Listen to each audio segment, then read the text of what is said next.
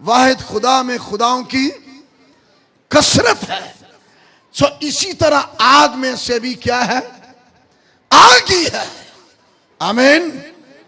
लिहाजा खुदा आग की सूरत में ज़ाहिर हुआ है।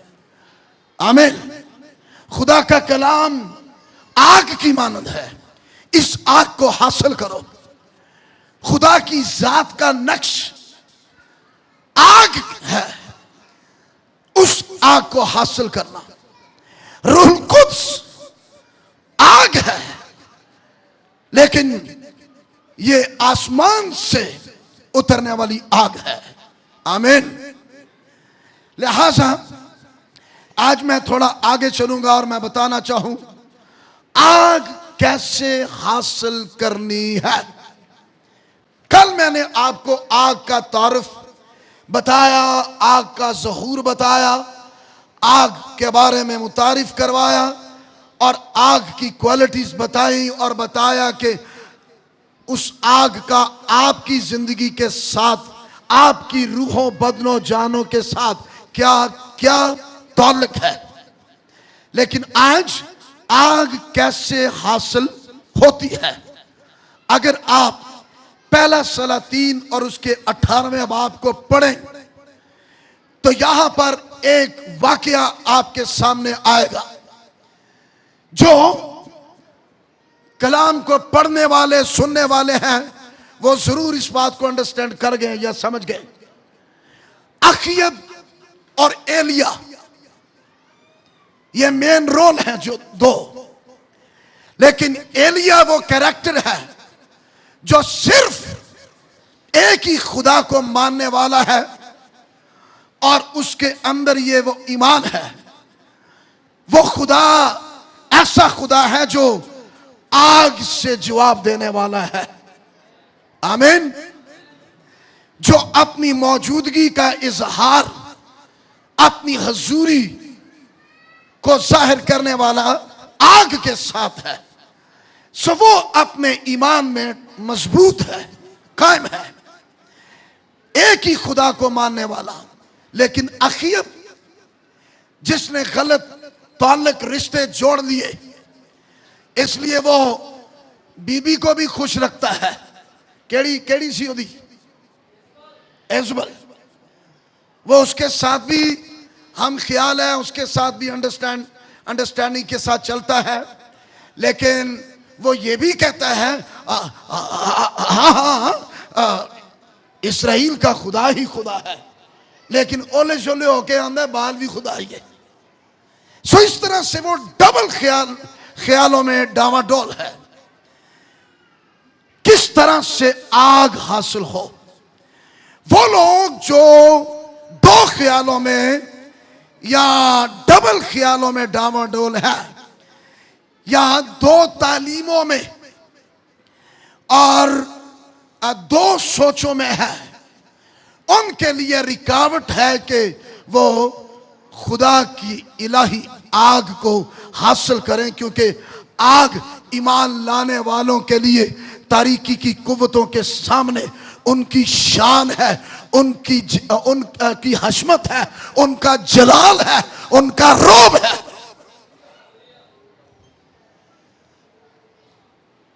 तो दो तालीमें मैंने कल इसका कुछ इशारा दिया, बताया। दुनिया में इस वक्त खास उभरती हुई दो तालीमें, दो टीचिंग्स हैं। एक है बाइबल की तालीम और एक बाबल इज्म। लेकिन जो बाइबल वाले हैं उन पर इलाही आग का मसा है। आमीन। लेकिन जो बाइबलिज्म वाले हैं उनको आप आग जलानी पड़ती है, उनको आप कुछ करना पड़ता है। पर जो बाइबल वाले हैं उन्हें किसी मटेरियल की जरूरत नहीं है, उन्हें किसी फार्मूले की जरूरत नहीं है कि हम आग जलाएं, बल्कि वो आप ईमान के साथ जब उसे पुकारते हैं तो आसमानी आग, जलानी आग कुदरत से भरी हुई आग नाज़िल होती है और तारीकी की कुव्वतों को भस्म करती है।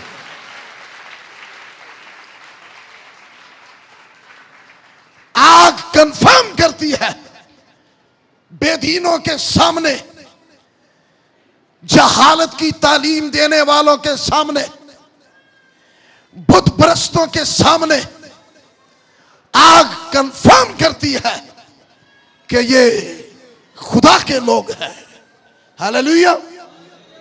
हमारी कंफर्मेशन यही है, आसमानी जलाली आग। हालेलुया। लेकिन किस तरह से इसको हासिल किया जा सकता है? दो तालीमों वाले, दो ख्यालों वाले कभी भी इसको हासिल नहीं कर सकते। जो कहते हैं यसूदी भी जय ते नाले बुत भी ते है,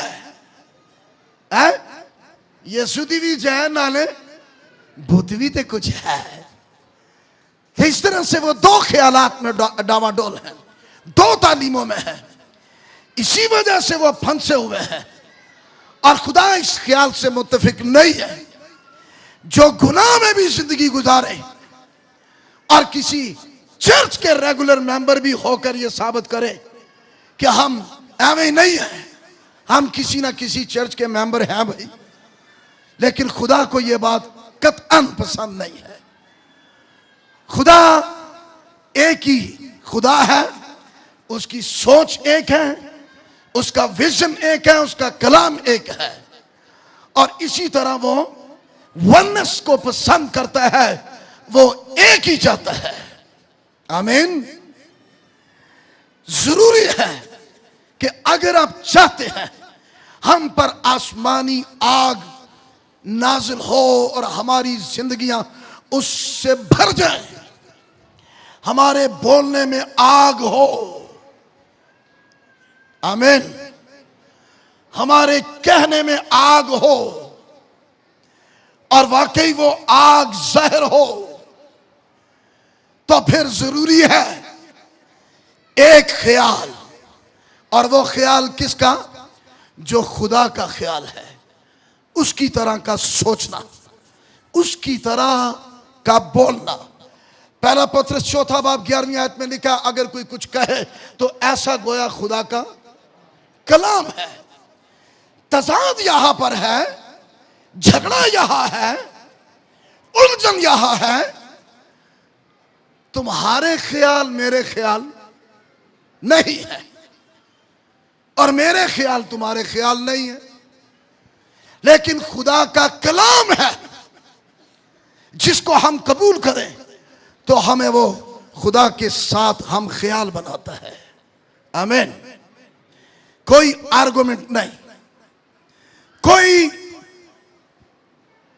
उछलती बहती तालीमों के नजरियात नहीं, बल्कि जो कुछ खुदा का कलाम कहता है उसको मानना, उसको तस्लीम करना आग हासिल करने का एक वाज़ेह रूहानी असूल है।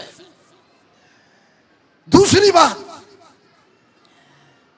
एलिया ने मज़बा की मरम्मत की है, लेकिन कोई नया मजहब नहीं, मज़बा है, मजहब नहीं। बाज लोग ऐसे हैं इस दुनिया में जो आए दिन मजहब, मिशने, चर्चेस बदलते रहते हैं, लेकिन खुद सारी जिंदगी नहीं बदलते। ये ठीक बात है या नहीं? और चर्ची लभदे रहंदे ने, ए मेरी पसंद है, जे उथे गल ना बनी तो नहीं ठीक। दूजा, तीसरा, लेकिन आग पाने के लिए इस तरह से नहीं,